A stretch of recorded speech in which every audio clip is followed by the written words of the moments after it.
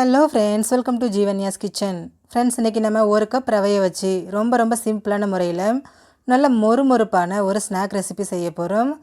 இதை நம்ம ஒரு மாதம் வரைக்கும் கூட வச்சு சாப்பிட்லாங்க, கெட்டு போகாது. சாப்பிட்றதுக்கு நல்ல கிறிஸ்பியாகவே இருக்கும். இது எப்படி செய்கிறதுங்கிறத பார்க்குறதுக்கு முன்னாடி நம்ம சேனல் ஜீவன்யாஸ் கிச்சனை மறக்காமல் சப்ஸ்கிரைப் பண்ணி பக்கத்தில் இருக்க பெல் சிம்பிளையும் கிளிக் பண்ணிக்கோங்க. இந்த ஸ்நாக்ஸ் செய்ய ஃபஸ்ட் ஒரு மிக்சர் ஜார் எடுத்துகிட்டு அதில் ஒரு கப் அளவுக்கு ரவை சேர்த்துக்கோங்க. சேர்த்துட்டு இதை உங்களால் எந்த அளவுக்கு நைஸாக ஃபைன் பவுடராக அரைக்க முடியுமோ அந்த அளவுக்கு நல்லா நைஸாக அரைச்சி எடுத்துக்கோங்க. பாருங்கள் எந்த அளவுக்கு நல்லா ஸ்மூத்தாக அரைப்பட்டு வந்திருக்குன்னு. ரொம்ப நைஸாக அரைப்பட்டு வந்திருக்கு. இப்போ இதை அப்படியே ஒரு பாத்திரத்தில் சேர்த்துக்கோங்க. கூடவே அரை டீஸ்பூன் உப்பு சேர்த்துக்கோங்க. சேர்த்துட்டு இது ரெண்டையும் நல்லா ஒன்று சேர்த்து கலந்து விட்டுருங்க. மாவும் உப்பும் நல்லா ஒன்று சேர்ந்து வர அளவுக்கு கலந்து விட்டுருங்க. இப்போ இது கூட 2 டேபிள் ஸ்பூன் எண்ணெயை நல்லா சூடு பண்ணிவிட்டு இது கூட சேர்த்துக்கோங்க. நீங்கள் எண்ணெய்க்கு பதிலாக வெண்ணெயை கூட உருக்கிட்டு சேர்த்துக்கலாம். சேர்த்துட்டு இதையும் நல்லா ஒன்று சேர்த்து கலந்து விடுங்க. நல்லா கையால் பிசைஞ்சு விட்ட மாதிரி மிக்ஸ் பண்ணிக்கோங்க. அப்போ தான் ஒன்று சேர்ந்து வரும். பாருங்கள், மாவு எண்ணெய் எல்லாமே நல்லா ஒன்று சேர்ந்து வந்திருக்கு. கையில் எடுத்து பிடிச்சு பாருங்கள். பிடிச்சா பிடிக்க வரணும், உதிர்த்தா உதிர்ந்து போகணும். இதுதான் சரியான பக்குவம். இது அப்படியே இருக்கட்டும். இப்போது ஸ்டவ்வில் ஒரு பாத்திரம் வச்சுட்டு அதில் எந்த கப்பில் ஒரு கப் ரவை எடுத்தீங்களோ அதே கப்பில் 3/4 கப் அளவுக்கு தண்ணி சேர்த்துக்கோங்க. இது கூடவே அரை டீஸ்பூன் ஓமம், 1 டீஸ்பூன் சீரகம், 1 டீஸ்பூன் சில்லி ஃப்ளேக்ஸ், 1 டீஸ்பூன் எள்ளு சேர்த்துக்கோங்க. வெள்ளையல் கருப்பு எள் எது வேணாலும் சேர்த்துக்கலாம். சேர்த்துட்டு இது எல்லாத்தையும் நல்லா ஒன்று சேர்த்து கலந்து விட்டுட்டு இது தண்ணியை நல்லா கொதிக்க விட்டுருங்க. பாருங்கள், தண்ணி கொதிக்க ஆரம்பிச்சிருச்சு. கொதி வந்தாலே போதும். இதை நம்ம ஸ்டவ்லேருந்து எடுத்துடலாம். எடுத்துகிட்டு நம்ம ஏற்கனவே ரெடி பண்ணி வச்சுருக்கக்கூடிய ரவையோட இதில் பாதி தண்ணியை மட்டும் ஃபஸ்ட்டு சேர்த்துக்கோங்க. சேர்த்துட்டு இதை நல்லா ஒன்று சேர்த்து கலந்து விட்டுருங்க. தண்ணி ஆற விடக்கூடாது. நல்லா கொதிக்கிற தண்ணியை அப்படியே சேர்த்துக்கோங்க.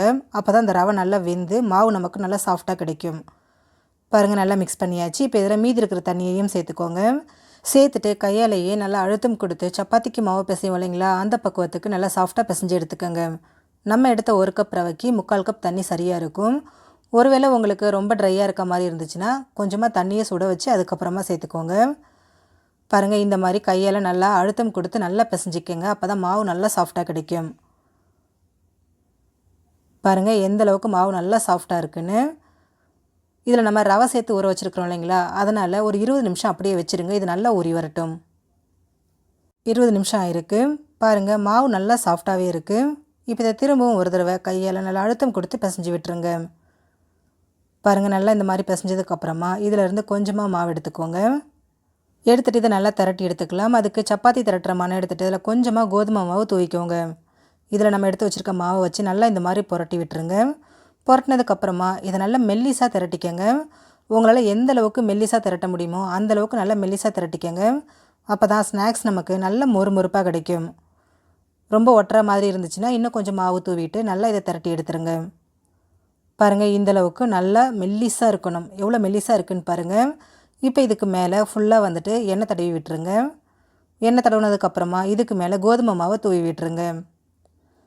இப்போ இதை மடிச்சிக்கலாம். பாருங்கள், நான் எந்த மாதிரி மடிக்கிறேனோ அதே மாதிரியே இதை நல்லா மடித்து எடுத்துக்கோங்க. பாருங்கள், இந்த மாதிரி மடிச்சுக்கோங்க. மடித்ததுக்கப்புறமா திரும்பவும் இது மேலே லைட்டாக இந்த மாதிரி தேய்ச்சி விட்டுருங்க. ரொம்ப மொத்தமாக இல்லாமல் கொஞ்சம் மெல்லிஸாக தேய்ச்சிக்கோங்க. தேய்ச்சதுக்கப்புறமா இது ஒரு 1/2 இன்ச் திக்னஸ் இருக்க மாதிரி இந்த மாதிரி பீசஸாக கட் பண்ணி எடுத்துக்கோங்க. பாருங்கள், இந்த மாதிரி இருக்கும். எந்த அளவுக்கு நல்லா லேயராக இருக்குன்னு. இதே மாதிரியே மீதி இருக்கக்கூடிய எல்லா மாவையும் ஃபஸ்ட்டு திரட்டிட்டு இந்த மாதிரி பீசஸாக கட் பண்ணி எடுத்து வச்சுக்கோங்க. அதுக்கப்புறமா பொரிக்கிறதுக்கு ஈஸியாக இருக்கும்.